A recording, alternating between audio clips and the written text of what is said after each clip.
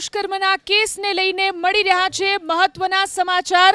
આણંદ દુષ્કર્મ કેસમાં સગીરા પર દુષ્કર્મનો પ્રયાસ કરનાર શૈતાનો ઝડપાયા છે। ખંભળોજ પોલીસે બે આરોપીની અટકાયત કરી। મુકેશ પઢિયાર અને સંજય ચૌહાણની અટકાયત કરવામાં આવી। સગીરા પર દુષ્કર્મનો પ્રયાસ કર્યો હતો। પ્રાથમિક શાળામાં સગીરા પર દુષ્કર્મનો પ્રયાસ કર્યો હતો। સગીરાને નશો કરાવી અને તેની ઉપર દુષ્કર્મ કરવાનો પ્રયાસ કર્યો હતો।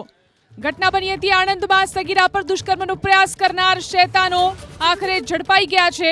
ખંભળોજ પોલીસે બે આરોપીની અટકાયત કરી છે।